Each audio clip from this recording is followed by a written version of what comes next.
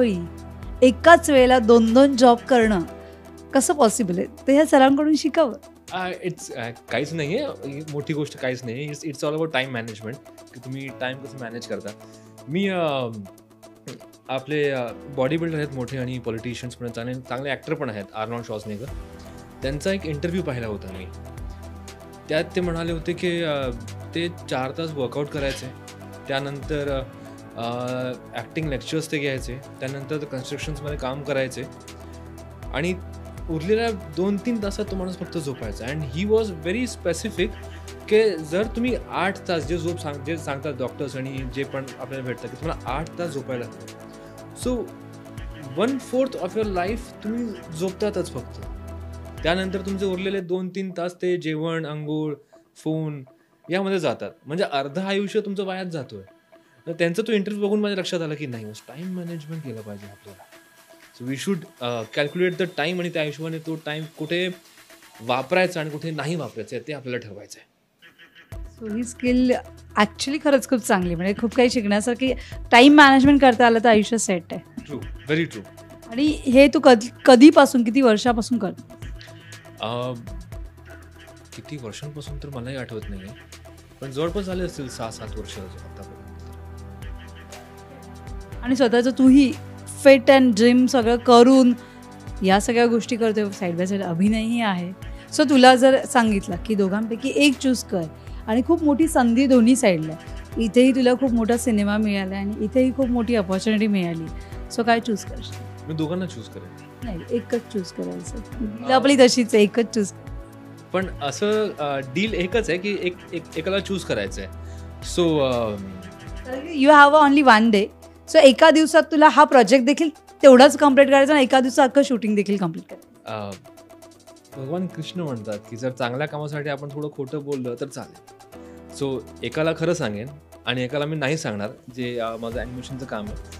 त्यासाठी त्या एका दिवसापुरता मी एक माणूस ठेवेन, तो हे काम करून मला देईल आणि मी माझं ॲक्टिंग करेन.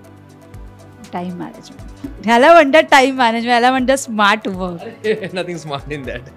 ॲक्टर नसतं तर काय झालं असतं? काय ॲक्टर नसतं तर मी ऑलरेडी सॉफ्टवेअर इंजिनियर आहे, BIT केलं. पण जर मी ॲक्टर नसो झालो असतो तर मी स्वतःची एक सॉफ्टवेअर फर्म असती माझी.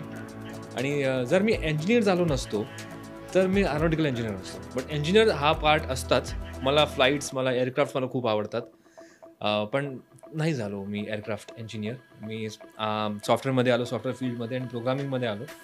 माझी खूप आधी एक फर्म होतीच, भानुशाली फर्म म्हणून एक होती माझी. पण ॲक्टिंगमध्ये आल्यानंतर ते मला मॅनेज करता आलं नाही तेव्हा. बस तेव्हा मी खूप नवीन फ्रेश होतो आणि या गोष्टी मला माहीत पण नव्हत्या. आत्ता मला फील होतं की जर या गोष्टी मला जर आधीच माहीत असतं तर आज माझी फर्म चालू असती. सो मला ॲनिमेशन तुझे बघायला मिळतील का? कशा पद्धतीचे आहेत, काय आहेत?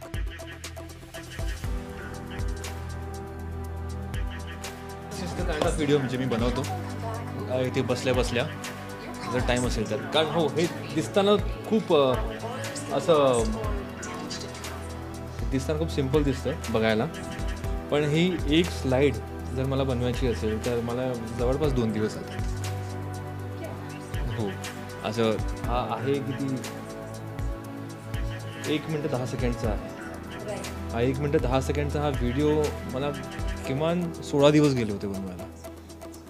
कारण इनिशियल लेवलवरती जर आपण प्रत्येक गोष्ट बनवतो मागे, तर त्याला कसं ॲनिमेट करायचं, कसं ते आणायचं, हे थम्सअप तुम्ही फक्त बघताय ते यामध्ये जवळपास 50 फ्रेम्स आहेत, पूर्ण 50 वेगवेगळे की फ्रेम्स आहेत. ते कसं त्यांना शूट करायचं, कुठून कसं घेऊन जायचं, हे everything takes lot of time.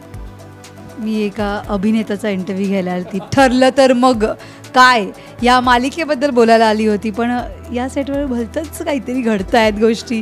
त्याही मॅडमचा काही वेगळाच इंटरव्ह्यू घडला आणि तुझाही काहीतरी वेगळाच इंटरव्ह्यू आज मला मिळालेला आहे. सो हे डेफिनेटली ही एक म्हणतात ना, संधीचं सोनं कसं करायचं हे माझ्यामध्ये तुझ्याकडून शिकली आज. आणि प्रत्येकाने माझ्यामध्ये करावं, संधीचं सोनं खरंच केलं पाहिजे. फावल्या वेळात झोपा न काढता काहीतरी क्रिएटिव्ह आणि एक म्हणतात ना की एनर्जेटिक घेऊन आपण काहीतरी आपल्यामधली कला शोधायची आहे. डेफिनेटली. आणि या व्यतिरिक्त पण